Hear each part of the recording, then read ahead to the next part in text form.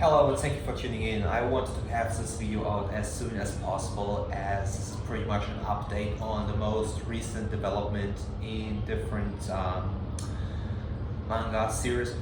I think we had quite a number of amazing chapters in One Piece, Jujutsu Kaisen, Black Clover, and My Hero Academia. But also I think we have super duper amazing chapters on the horizon with the recent release of spoilers for the coming up chapters. And also we have big news regarding one of these series.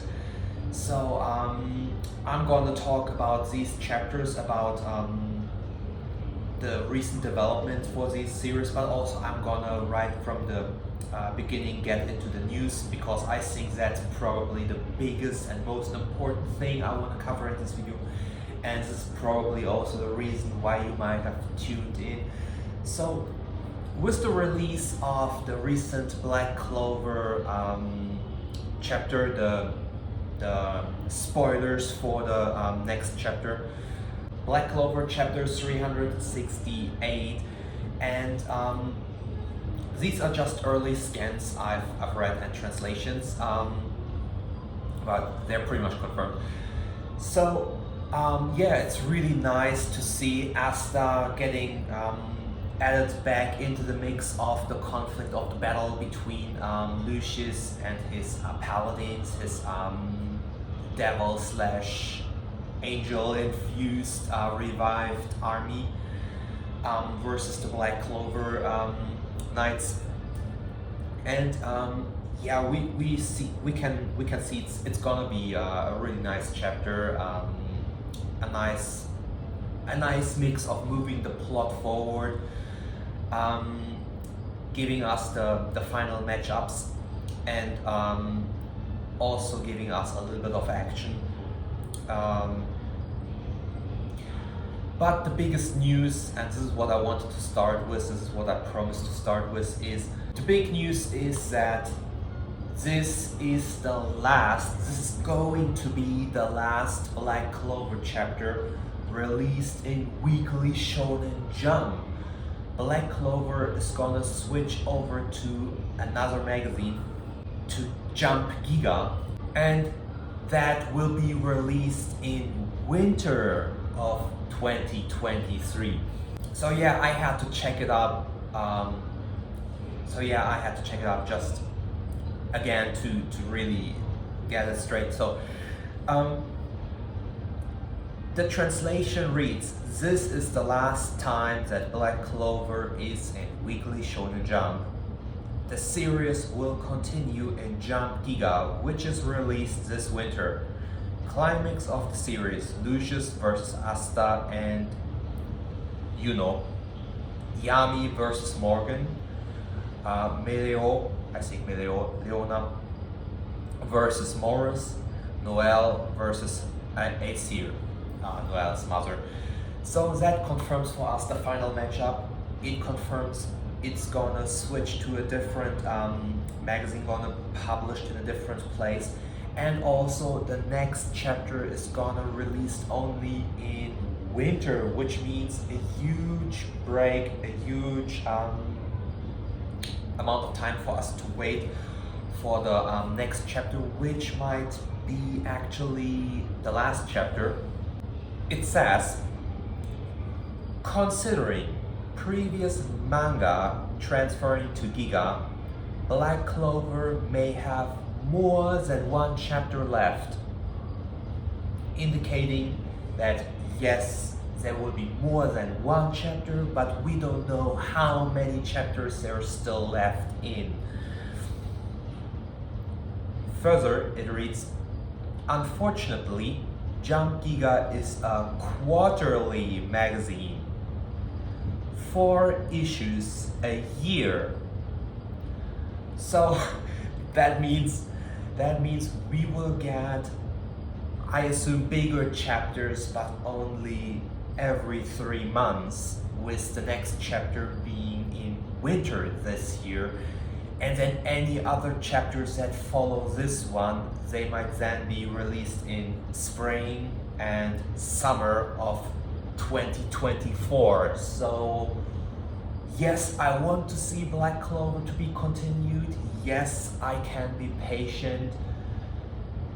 Can it benefit the quality of the manga? I think yes, possibly. But only time will tell, quite literally, how this is gonna impact the quality of the next chapter. If we are gonna have more than just one chapter, 2, 3, 4, who knows how much juice is still there in to be squeezed out. We don't know how hard Tabata can squeeze the fruit. I hope that it's not just one chapter. I hope we still have like 2, 3, 4 chapters to go. This seems like a climax, so I can absolutely see this story wrapping up very soon, and this is something that I assumed kinda in previous predictions. But also I always felt that Black Clover had built up this this huge world that offers so much possibility, so much opportunity to explore further with different stories, different characters. We haven't gotten to meet all of the elemental spirits. I think the story has still room to explore the world of Black Clover more, so I really do hope we get to see more from Asta and from the Black Clover universe. Moving on with Boku no Hero Academia, My Hero Academia. In the previous chapter, we've already gotten to see All Might switching into his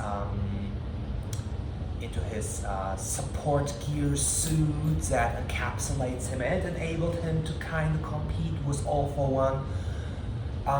It was questionable whether or not he's strong enough, whether or not he stands a match. He's just stalling to win time maybe for All for One to regress far enough, to weaken him far enough to make him beatable by other characters, by Deku, who knows. But the spoilers for the next chapter, chapter 397, shows that All Might really tries to push towards a win, as it seems to me. He really tries to push towards beating All Might. Yes, he's taunting him, he's trying to kind of make All Might fight. He's trying to make All for One fight sloppily. But All Might still holds himself pretty well, considering that at that point in the story, he's a 50-year-old, quirkless, powerless, base human who basically fights the Demon Lord, the main antagonist, who has stockpiled a bunch of crazy, incredible quirks. And this shows that, yeah, there is a way for people to compete in a physical way with strong quirks.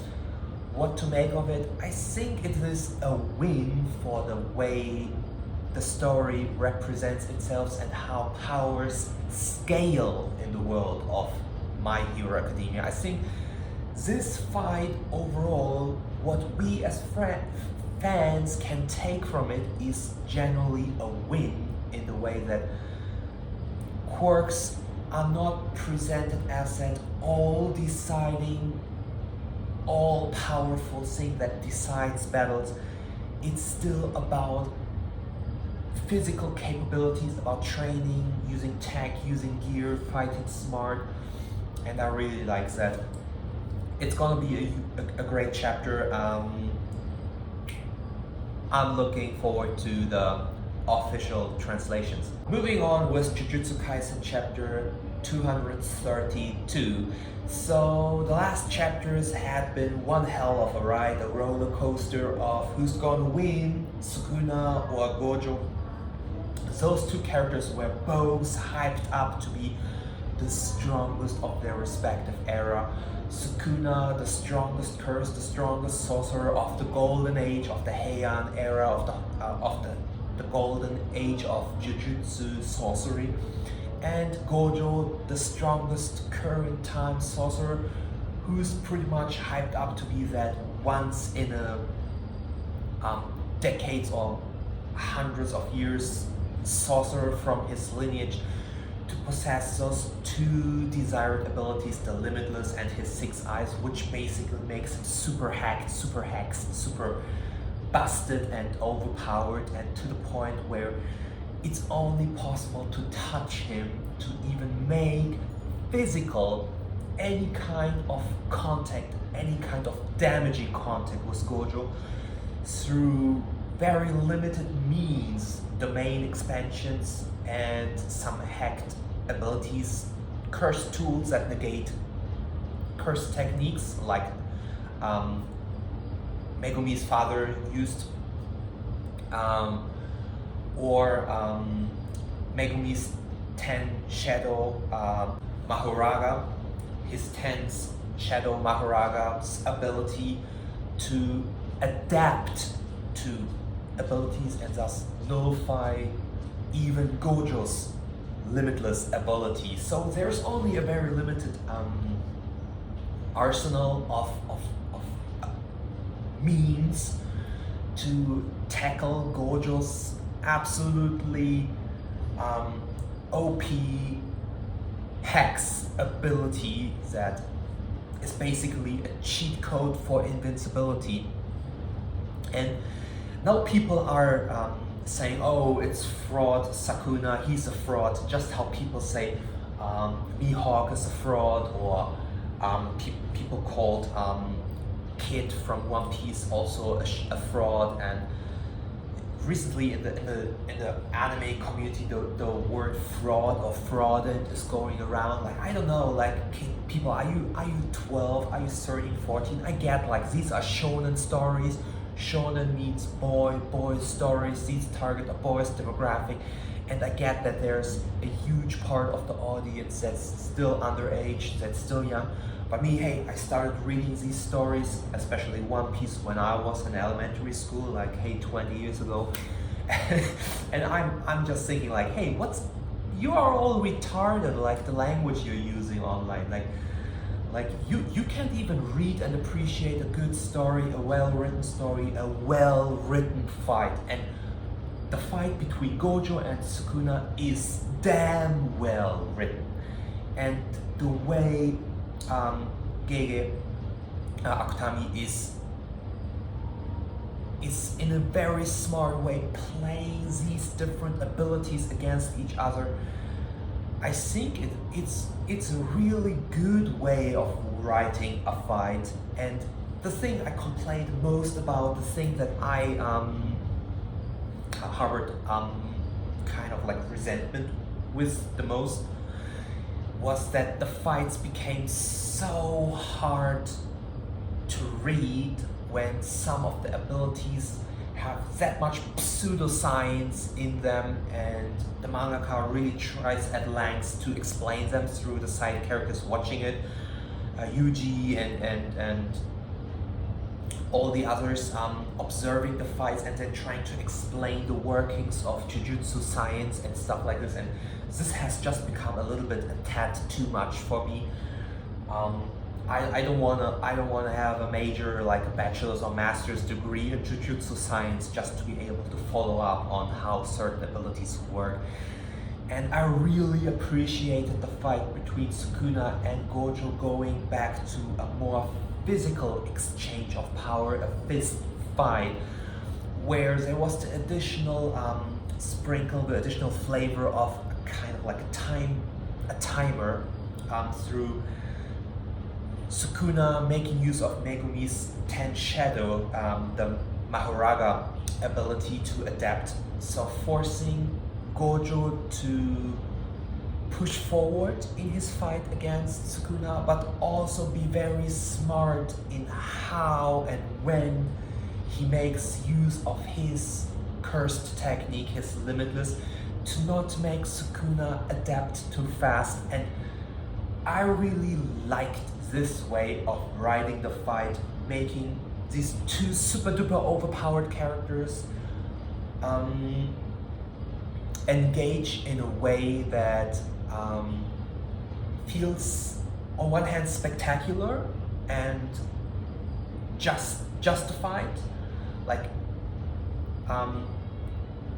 to how these characters were built up, like appreciating these characters, but on the other hand also not making it too hard to follow up, making it simple and understandable. So I really enjoy the fight is going, and the current the spoilers for chapters 232, they follow up on chapter 231, that this is a fist fight where Gojo makes use of his curse technique, but in a moderate way, and primarily fights with his fists and deals the final blow with a very simple but powerful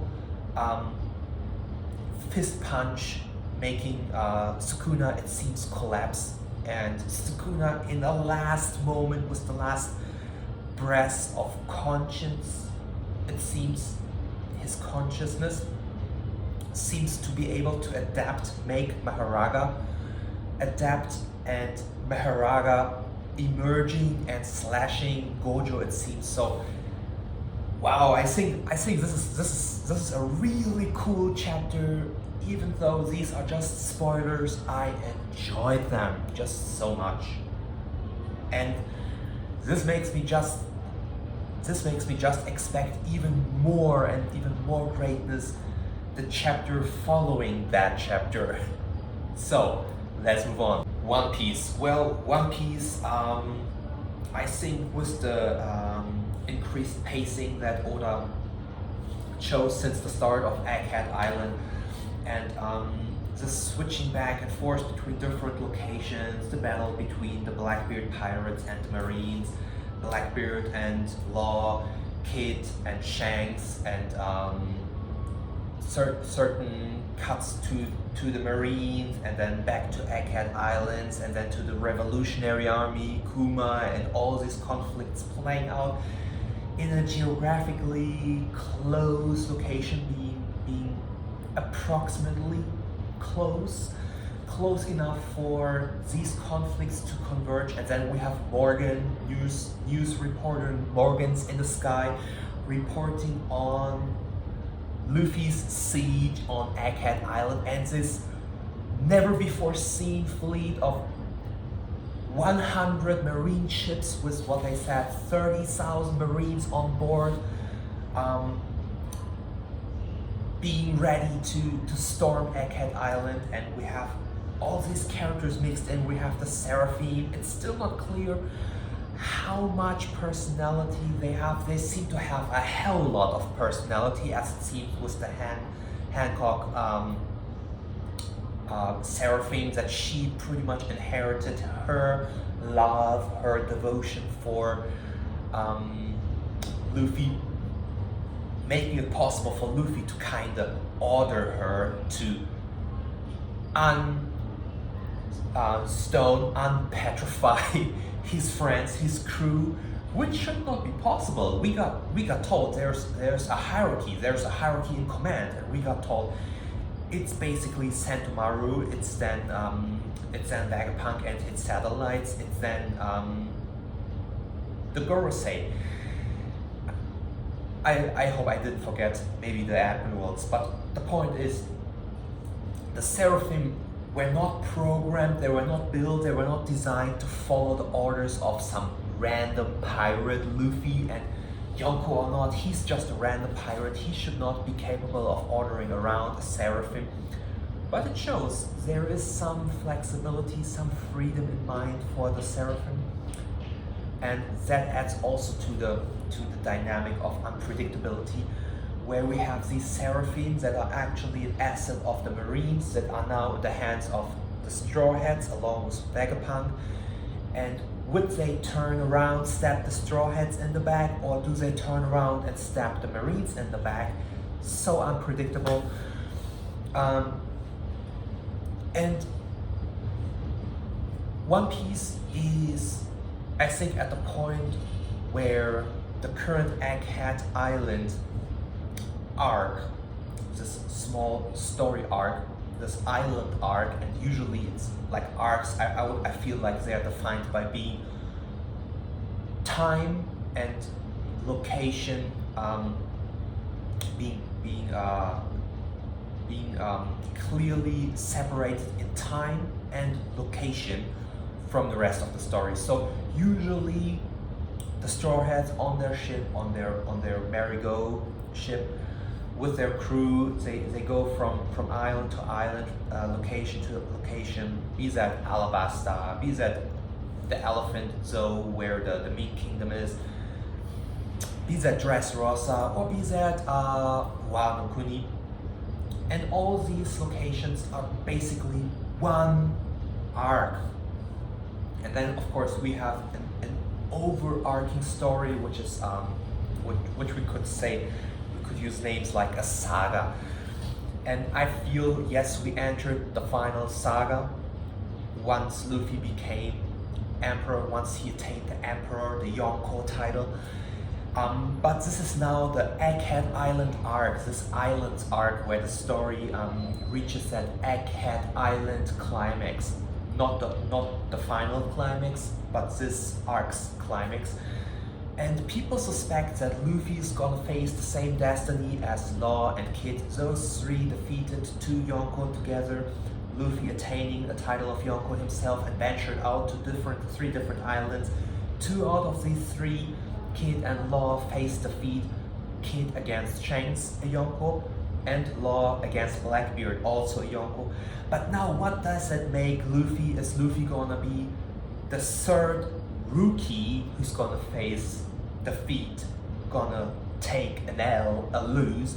Or rather, is he the third Yonko who's gonna take a W, a win? And I think Mort also made on that a video, and I'm on that. I think at that point in the story, it wouldn't flow well. The story with the current pacing shouldn't allow for Luffy again to lose. We have enough more powerful adversaries, enough powerful enemies, rivals like Blackbeard and Emu on the horizon for Luffy to pose a threat. A believable threat also for the reader to keep up the tension, not needing to have Luffy face a defeat against Kizaru and Admiral, or against Saint Jupiter, I think, from the Gorosei. And that makes me believe that he's gonna walk out of this as a winner. He has to walk out of this as a winner. But I might be wrong, this is just a prediction. I have no crystal sphere, I can't really see into the future, but I can make a prediction based on what I think rationally makes sense. And to me, rationally, it doesn't make sense for Luffy to take an L. It makes more sense for him to get the W, the win. But then now we have fans stating that one panel where Luffy is kind of like breaking out a sweat and stating, "Oh, some powerful person arrived." Is he referring to Kizaru? No, I don't think so. He's not referring to Kizaru as the person who arrived, as Luffy had encountered Kizaru already 2 times. Once back then when his crew got split up and he got saved by Rayleigh, and then a second time in the Marineford War, where Luffy faced alone 3 admirals, Kizaru, Akainu, and Aokiji, the 3 admirals of that time back then. Of course, Akainu got promoted to Fleet Admiral, and Aokiji stepped basically down. He retired from the Marines, now joined the Blackbeard Pirates. But we've gotten also 2 other admirals that Luffy also faced, and he faced the other 2 admirals post time skip. He faced Fujitola on Dressrosa at the point in story where Luffy had observation haki observation haki, we can assume to a point, at least capable enough of gauging the skill of his opponent. How far away from an opponent is he? Observation haki, good enough to know whether or not he's facing a strong opponent. And also past defeating Kaido, where he had already that experience from strengthening his observation haki from his fight against Katakuri, Charlotte Katakuri, Big Mom's son, her first mate, and also him having evolved drastically in his fight against Kaido then, and he got regenerated. He was sitting there on a cliff together next with Zoro, Sanji, and Jinbei, and they're all very casually eating snacks and all like meat and stuff, and still having fun and discussing how they didn't have to step in very casually, suggesting that they were pretty confident in being capable of taking care of Green Bull, of the second new admiral. So we have different instances of Luffy having faced admirals pretty much pre-time skip and post-time skip, so pretty well being aware of what is roundabout power level of an admiral. And if Kizaru hadn't been hiding a lot from us, the readers, and from the world of One Piece inside, being kind of like the secret OP admiral, being actually above all the others, being above Akainu and Aokiji, as that secret world government Gorosei dog that actually is much stronger than he seemed to already be as an admiral. Yes, admirals are pretty strong, one of the strongest forces in the One Piece world, but we'd have to assume that he's even much stronger than that to scare Luffy that much. And I don't feel that's the case. We've seen Kizaru get into a clash with Sentomaru. So is Luffy really referring to Kizaru? I don't think so. I think Luffy might more likely be referring to Saint Jupiter, the Gorosei, the Five Elder, who most likely also arrived on Egghead Island. If not, he's referring to someone else, to like a different entity, maybe a different Yonko who arrived on Egghead Island. Hard to tell. We might be in for a surprise, but one thing to me is sure, we should exclude Kizaru from being the one that Luffy is referring to. I think it's more likely that Kizaru is a matchup for either Sanji or Zoro to kind of solidify the point of where the crew is now in terms of power, because we should get to see a mate, a first or even second mate, Sanji or Zoro, to compete with an admiral, to kind of give us, the reader, the proof that a Yonko is slightly above admiral, strong enough to even for Luffy to face this 100 ship marine fleet with 30,000 marines to finally solidify his position of Yonko in the world of One Piece. And finally, last but not least, my kind of favorite slash troubled child for me when it comes to talking about shonen stories, Boruto. Boruto is back with chapter 81 titled To Blue Vortex Chapter 1.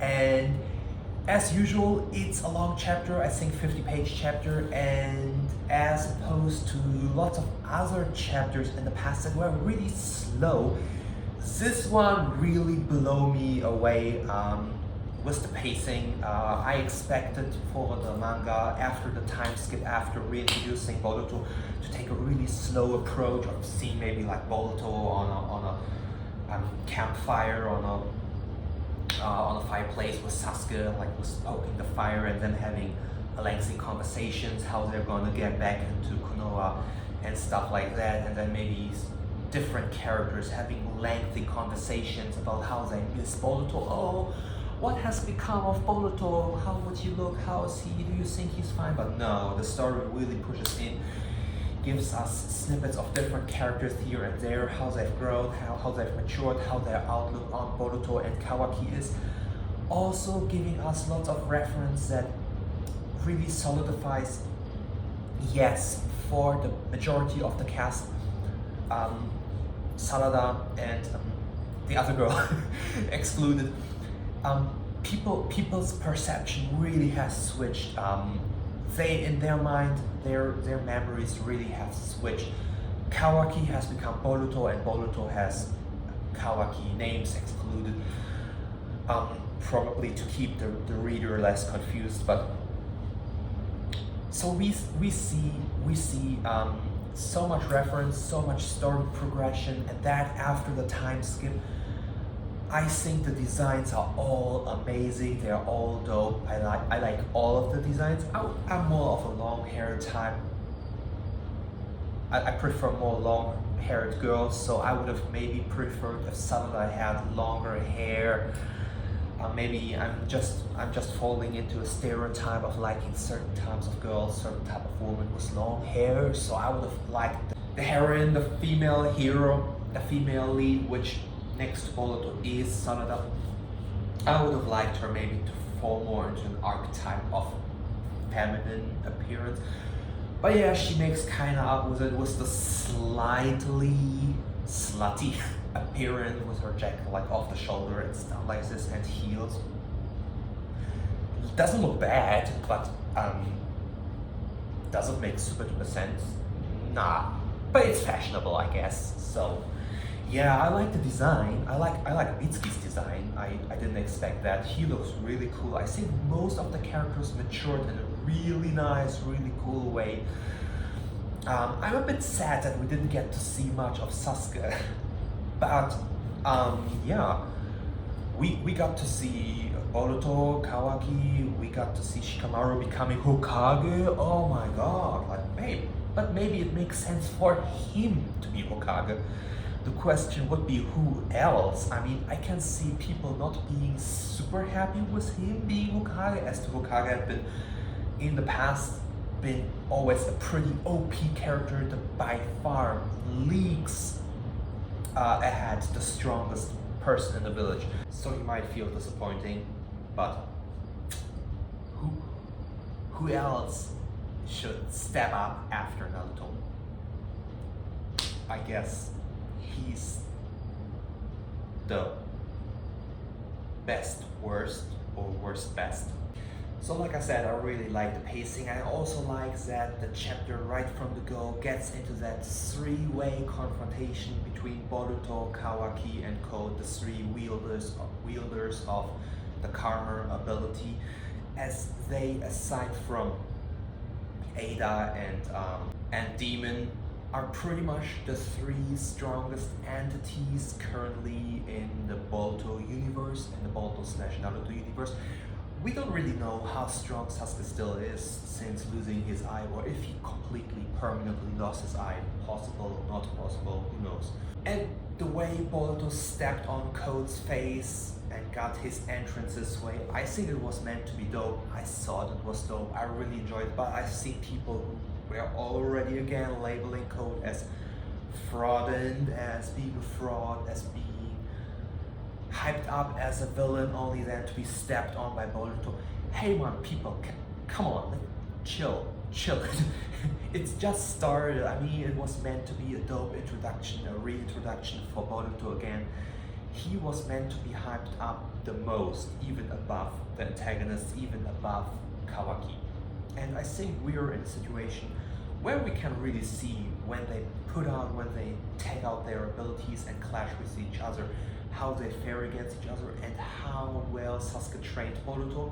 And I really hope that Boruto shines the next chapter, as that should be the case. Not saying that he should demolish Code and Kawaki, as they are rightfully supposed and built up to be adversaries. Another thing is that with the manga progressing, the inconsistencies to the anime just pile up, and it's just harder and harder to explain why certain things introduced in the anime or even named in the anime by the anime fandom community do just not appear and are represented that way in the manga. Like that Jugan, I mean, it was never even named in the mangas. It was never the word Jugan.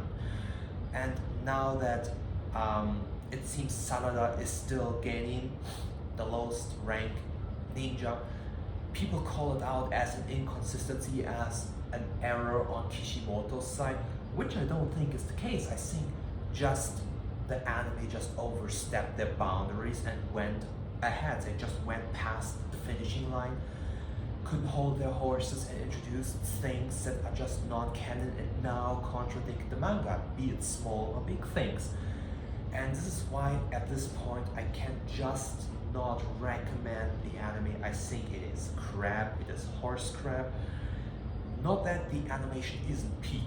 I would absolutely watch the anime episodes that faithfully adapt the manga. I think these are good episodes. I think they have good action, good story, good pacing, and when they are faithful to the manga, are good. I mean, and also coherently good. For the rest, it's filler shit